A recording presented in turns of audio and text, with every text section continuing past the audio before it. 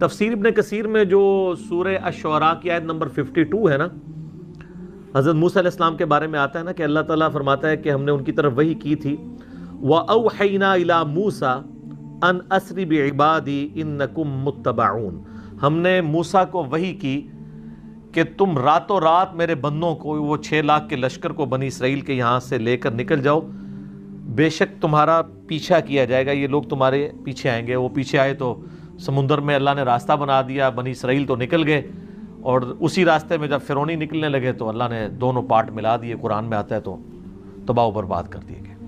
السلام علیکم ورحمۃ اللہ وبرکاتہ۔ حضرت موسیٰ علیہ السلام حضرت یوسف علیہ السلام کی لاش مبارک کو قبر سے نکال کر شام کے ملک کیوں لے گئے؟ کیا مٹی نبیوں کے جسموں کو نہیں کھاتی؟ تو اس کے بارے میں جو ہے انجینئر محمد علی مرزا نے کہا ہے اور کافی چیزیں بتائی ہیں کہ موسیٰ علیہ السلام پر وحی کا جو نزول ہوتا تھا اس کے بارے میں بھی بتایا ہے، اور کافی چیزیں اس انٹرویو میں انہوں نے بتائی ہے، اور جو بھی بتایا گیا ہے وہ قرآن حدیث کے ریفرنس سے بتایا گیا ہے، کوئی سنی سنائی باتیں نہیں ہیں۔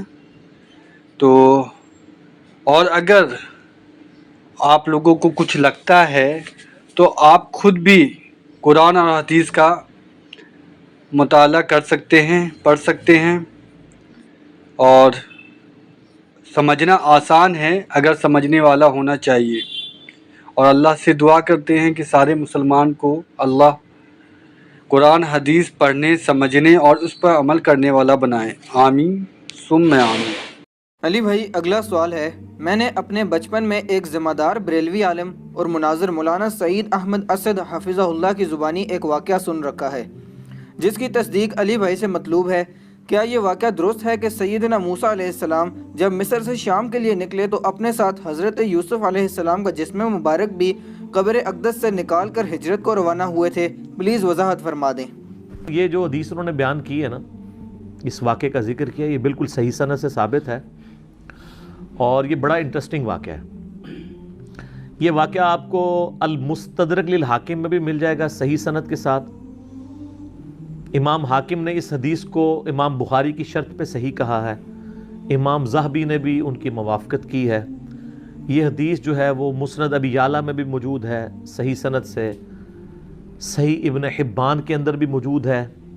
یہ حدیث تفسیر ابن کثیر میں بھی موجود ہے۔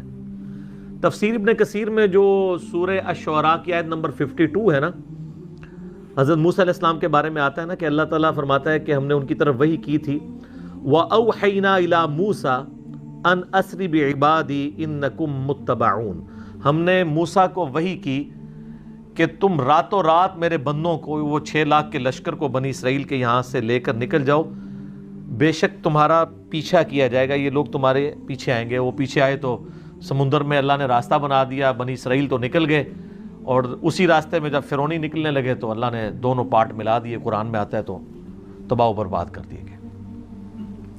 تو اس آیت کے کانٹیکسٹ میں یہ سورہ الشعراء پارہ نمبر 19 آیت نمبر 52 کے کانٹیکسٹ میں امام ابن کثیر اس حدیث کو لے کے آئے ہیں جو حاکم کے اندر موجود ہے، کہ نبی صلی اللہ علیہ وآلہ وسلم کسی گاؤں ایریا میں تشریف لے گئے تو وہاں پہ ایک دیہاتی شخص تھا، اس نے آپ صلی اللہ علیہ وآلہ وسلم کی مہمان نوازی کی۔ آپ بڑے خوش ہوئے، آپ نے اٹھتے ہوئے فرمایا کہ کبھی موقع ملے تو تم ہمارے پاس بھی آنا، دعوت دے دی۔ اس کے لیے تو آنر کی بات تھی۔ کچھ عرصے بعد وہ نبی علیہ السلام کو ملنے کے لیے آیا، آپ صلی اللہ علیہ وآلہ وسلم نے اس کی خوب مہمان نوازی کی، ایک تو بدلہ اتر گیا۔ پھر آپ نے اینڈ پہ فرمایا مانگ کیا مانگتا ہے؟ اس نے کہا یا رسول اللہ ایک اونٹ چاہیے جس پہ میں اور میرے گھر والے سواری کر لیں، ہاں اس پہ کجاوا بھی ہونا چاہیے، یعنی اچھی سیٹیں لگی ہوئی ہوں، اور 2-4 بکریاں مل جائیں، جن کا دودھ دو کہ میں اپنا اور اپنا فیملی کا سلسلہ چلا لوں. یار اس زمانے میں بس سبسسٹنس لیول پہ یہی لائف گزارنے کا ذریعہ ہوتا تھا. یہ آج کل تو ہم جو لائف گزار رہے ہیں نا, یہ اس وقت کا امیر آدمی بھی نہیں تھا گزار سکتا. گندم کے دانے, سال کے دانے پورے ہو جائیں, دودھ کے لیے بھیڑ بکری رکھی ہیں, اللہ خیر صلی اللہ, اور کوئی کام ہی نہیں ہے. یہ جو آسائشیں ہیں ان کی وجہ سے ہمارے لیے مصیبت کھڑی ہوگی. ایک اونٹ اور چند بکریاں مانگی, اور کس سے مانگ رہا ہے؟ اللہ کے نبی سے, جن سے آپ کچھ بھی مانگ سکتے ہیں وہ اللہ سے لے کے دے سکتے ہیں. تو نبی علیہ السلام فرمایا, اوے تجھ سے تو وہ بنی اسرائیل کی بڑی اچھی رہ گئی, اوے جس نے موسیٰ علیہ السلام سے تو اس سے بہت بڑی چیز مانگ لی تھی. اچھا, تو صحابہ نے کہا یا رسول اللہ وہ بڑھیا کا کیا قصہ ہے؟ تو آپ فرمایا کہ ہوا یوں کہ جب بنی اسرائیل مصر سے نکلے شام جانے کے لیے موسیٰ علیہ السلام کے ساتھ, تو وہ راستہ بھول گئے. تو حضرت موسیٰ علیہ السلام نے جو بنی اسرائیل کے علماء تھے نا, ان کو بلایا, ان سے مشورہ کیا جائے کہ یہ مسئلہ کیا ہے. تو انہوں نے پھر بتایا کہ حضرت بات یہ ہے کہ حضرت یوسف علیہ السلام, حضرت یوسف علیہ السلام کی نسل سے تھے نا, آگے بنی اسرائیل میں سے تھے نا حضرت موسیٰ علیہ السلام.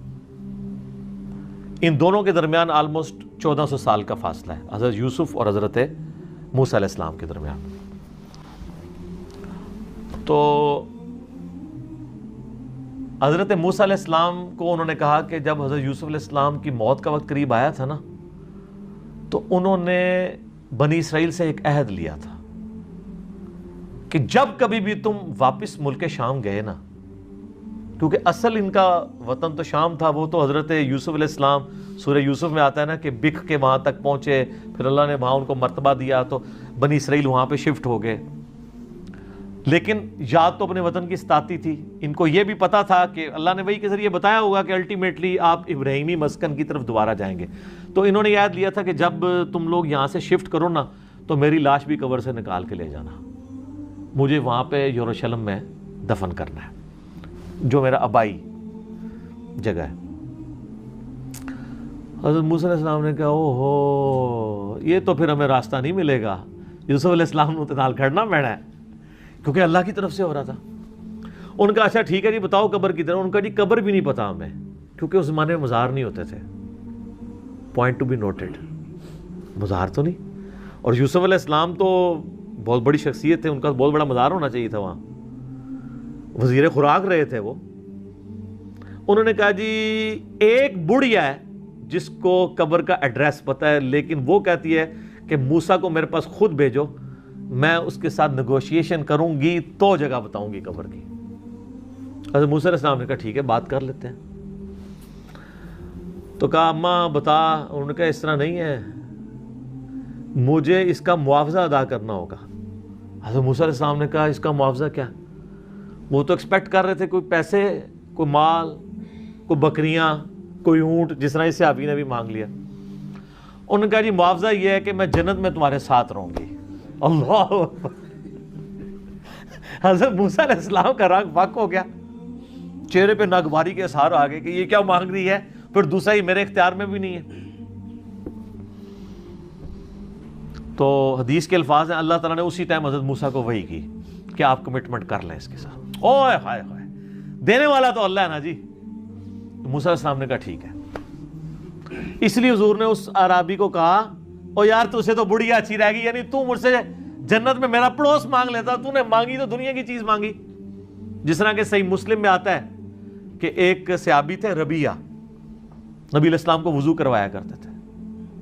ایک دن سمندر رحمت جوش میں آیا, فرمایا سل ربیہ, ربیہ کیا مانگتا ہے؟ وہ بھی تیاری کر کے بیٹھے سے. انہوں نے کہا یا رسول اللہ جنت میں آپ کا پڑوس. ہو سکتا ہے اس واقعے کے بعد یہ ہوا ہو, انہوں نے یہ بات سنی ہوئی ہو, اہم ممکن ہے, یہ میری اسیسمنٹ ہے. تو آپ فرمایا اور بھی کچھ مانگ لیں. ان کا نہیں یا رسول اللہ اس کے بعد تو مجھے کچھ نہیں چاہیے.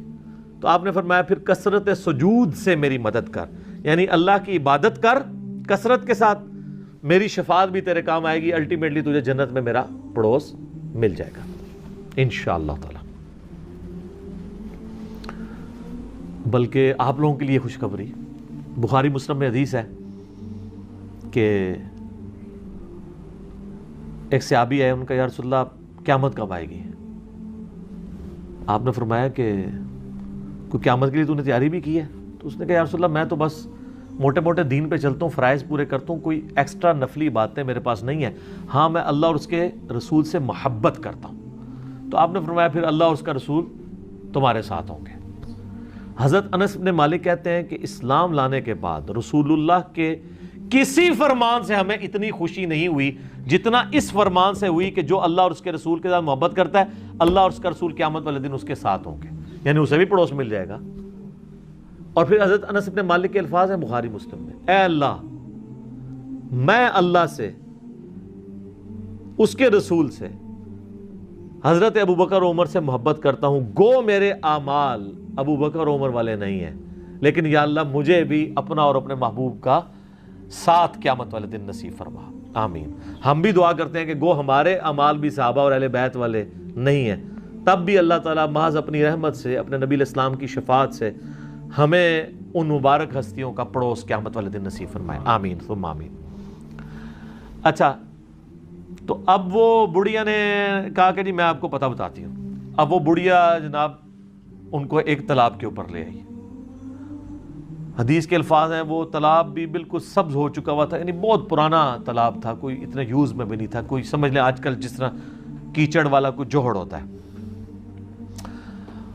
اس نے کہا جی اس پانی اس کا نا تالاب کا باہر نکلوائیں، اس تالاب کو خشک کریں۔ تو تالاب خشک کیا گیا، تو اس کی بیسمنٹ کے اندر اس نے نا ایک جگہ لوکیٹ کی کہ یہاں پہ آپ کھودیں، یہاں پہ ان کی قبر ہے۔ اے دسو کسی نے لبنی سی، اس مانے علم غیب ہی نہیں سی ہوندا، نہیں تو لب جاندہ، ٹھیک ہے۔ بزرگوں کہتے ہیں نا علم غیب ہے، وہ جب تک اللہ نہ بتائے تو پیغمبر کو بھی نہیں پتہ چلتا۔ تو خیر وہ قبر کھودی، اور حدیث کے الفاظ ہیں کہ انہوں نے حضرت یوسف علیہ السلام کا جسد انور نکالا، تو پھر بنی اسرائیل کے لیے جو ہے نا راستہ بالکل واضح ہو گیا، پھر وہ اپنے سفر پہ چل پڑے۔ تو یہ حدیث ہے جس میں حضرت یوسف علیہ السلام کا جسد انور وہاں پہ شفٹ کرنے کی بات ہے۔ لیکن اس حدیث کے اندر ایک اشکال بھی ہے، میں اس کو کلیئر کر دوں۔ اس حدیث میں الفاظ ہیں کہ حضرت موسیٰ علیہ السلام نے کہا وَاسْتَخْرِجُوا عِظَامَ یوسف، یوسف کی ہڈیوں کو یہاں سے نکالو۔ اس کی وجہ سے بعض لوگ یہ کہتے ہیں کہ جی یہ تو حضرت یوسف علیہ السلام کا تو جسم معاذ اللہ سلامت نہیں تھا، وہ تو ہڈیاں شفٹ کی گئی ہیں۔ شیخ البانی رحمہ اللہ تعالیٰ سلسلہ احادیث صحیحہ میں لکھتے ہیں کہ میں بڑا عرصہ پریشان رہا کہ ہمیں تو صحیح احادیث کی روشنی میں یہ بات پتہ ہے، ایون قرآن سے بھی اشارہ ملتا ہے، میں بعد میں بتاتا ہوں آپ کو، کہ انبیاء کے جسموں کو مٹی نہیں کھاتی ہے، تو یہ کیسے ہو سکتا ہے کہ یوسف علیہ السلام کے ہڈیوں کا ڈھانچہ وہاں پہ ہو؟ تو کہتے ہیں میرا مسئلہ حل ہوا جب میں نے سنن نبی داؤد میں وہ حدیث پڑھی نا، حضرت تمیم داری نے کہا یا رسول اللہ صلی اللہ علیہ وآلہ وسلم آپ یعنی کھڑے ہو کے خطبہ دیتے ہیں تو میں آپ کے لیے ایک ممبر نہ تیار کروا دوں جس پہ آپ بیٹھ کے تھوڑی دیر آرام کر لیا کریں۔ تو اس میں پتہ کیا الفاظ ہیں؟ وہ کہتے ہیں یحمل عظامک، اس ممبر پہ آپ اپنی ہڈیاں رکھ سکیں، ہونا تو چاہیے تھا جسم رکھ سکیں۔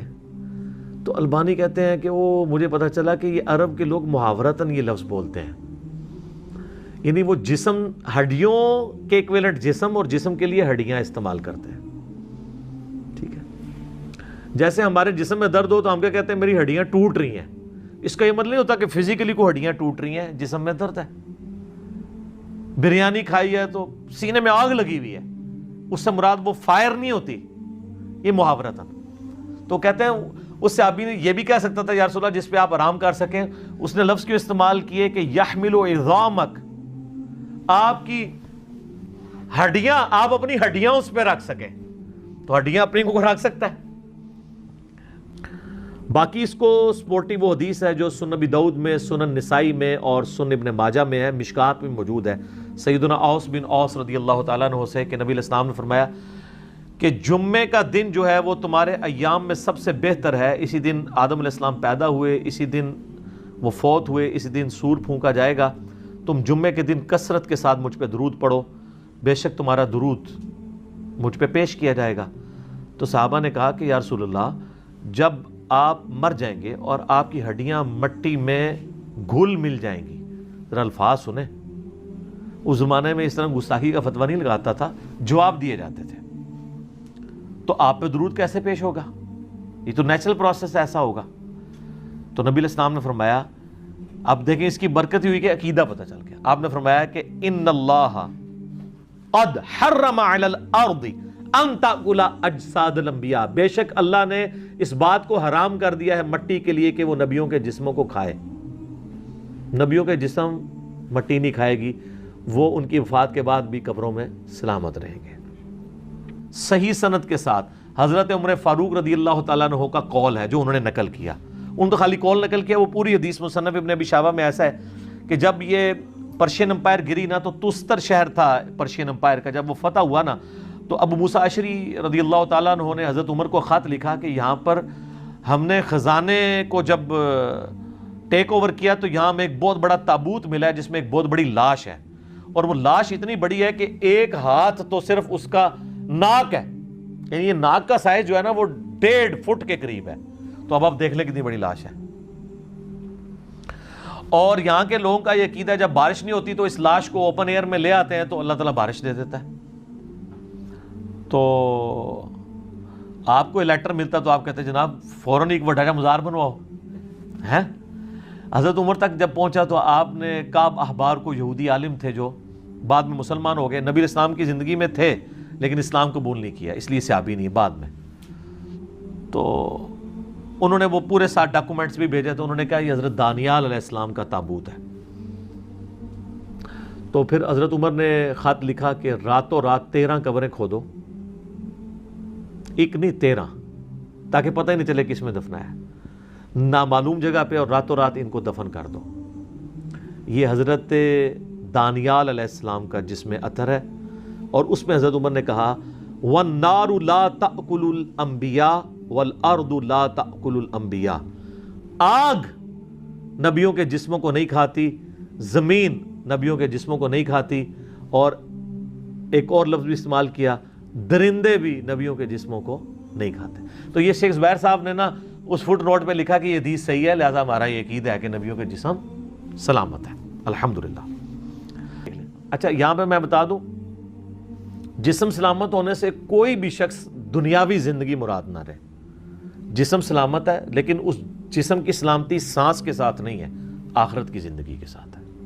قرآن میں ہے کہ شہید بھی زندہ ہے لیکن تمہیں شعور نہیں. یہ کہتا نہیں ہمیں شعور ہے، ہم مانگیں گے بھی. اللہ کہتا ہے تمہیں شعور نہیں ہے. تو اتنی کہانیاں کرواتے ہیں یہ لوگ، خصوصاً دیوبندیوں اور بریلویوں نے تو باقاعدہ لکھا ہے کہ یہ تو دنیاوی زندگی ہے قبر میں. سر المؤنت میں انہوں نے لکھا ہے کہ نبی علیہ السلام کی جو قبر میں جو حیات النبی ہے یہ دنیاوی ہے، لفظ لکھا ہے دنیاوی، حالانکہ وہ آخرت کی زندگی ہے. وہ تو دنیا کہاں سے آ گئی. اور اعلیٰ حضرت تو تمہیں پتہ ہے کھلے ڈولے بندے سن، وہ ایک سٹیپ آگے گئے ہیں. ملفوظات اعلیٰ حضرت میں انہوں نے لکھا ہے کہ جب کسی نے سوال کیا کہ آپ کہہ رہے ہیں ولی بھی زندہ ہے نبی بھی زندہ ہے، تو دونوں کی زندگی میں فرق کیا ہے؟ انہوں نے کہا انبیاء کی جو زندگی ہے قبروں میں وہ برزخی تو ہے لیکن یہ حصی دنیاوی ہے. حصی کا مطلب کیا ہے کہ آپ کسی کو چٹکی کاٹتے ہیں تو اس کو فیل ہو، اور دنیاوی. اور انہوں نے کہا اگر پھر نہ یقین آئے تو ہمارے بزرگ تو پہلے ہی فرما گئے ہیں، شیخ زرقانی، کہ نبیوں کی بیویاں ان کی قبروں میں ان پہ پیش کی جاتی ہیں، ان کے ساتھ شباشی بھی کرتے ہیں. بولے اعوذ باللہ تعالی.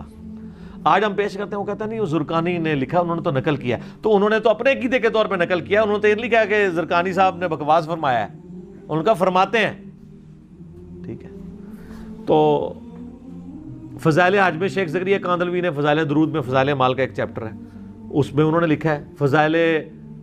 فضان سنت میں الیاس قادری صاحب پاپا جانی جو ہیں دعوت اسلامی والے تبلیغی جماعت، دونوں نے لکھا ہے کہ 555 ہجری میں نبی الاسلام کی وفات کے 500 سال کے بعد جب شیخ احمد رفاعی قبر رسول پہ حاضر ہوئے، انہوں نے عربی میں شعر پڑھا، یا رسول اللہ جب میں مصر میں تھا تو میں روح کو بھیجتا تھا آستان اقدس پہ حاضری کے لیے.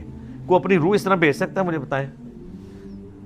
اب جسموں کے ملاپ کی باری آئی ہے تو اپنا دست اقدس قبر سے باہر نکالیے، میں اس کو بوسہ دوں. تو کہتے ہیں 90,000 لوگوں کی موجودگی میں ہاتھ مبارک باہر نکلا اور شیخ احمد رفاعی نے بوسہ دیا، اور ان میں شیخ عبد القادر جیلانی کا نام نامی بھی ذکر کیا جاتا ہے کہ وہ بھی یہ منظر دیکھ رہے تھے. حالانکہ شیخ عبد الجیلانی کو بیچاروں کو پتہ بھی نہیں ہوگا میرے ساتھ کیا منسوب انہوں نے کر دیا. میں کہتا ہوں نہیں بڑی بدبختی ہے کہ وہ منظر دیکھ رہے تھے, انہوں نے خود ہاتھ نہیں چوم لیا, میں جی نہیں کر لگا, ٹھیک ہے. اور سارے 90,000 بدبخت نے کہ نبی علیہ السلام دا ہاتھ مبارک باہر نکلے ہے تو ظالمو تسی کیوں نہیں چومیا. اور حضور کے اخلاق سے یہ چیز بعید ہے کہ آپ علیہ السلام جو ہے ایک کو چموا دیں اور باقیوں کو محروم رکھیں. ایک بار جو تو جناب باہر آیا سی پھر سارے نو ہی زیارت کرنی چاہیے سی, چومنا چاہیے سی. سب کہانی جھوٹ ہے. یہ ہاتھ کبھی سیدہ فاطمہ کے لیے نہیں نکلا, کبھی اماں عائشہ کے لیے نہیں نکلا, کبھی حضرت عمر کے لیے نہیں نکلا. وہ بخاری میں 1010 نمبر حدیث 1010 آ رہی ہے, انا کننا نتوسل الیک بنبینا, اے اللہ جب تیرے نبی تھے ہم ان کے وسیلے سے تیرے پاس آتے تھے, آج ہم تیرے نبی کے چچا کو لے کے آئے ہیں.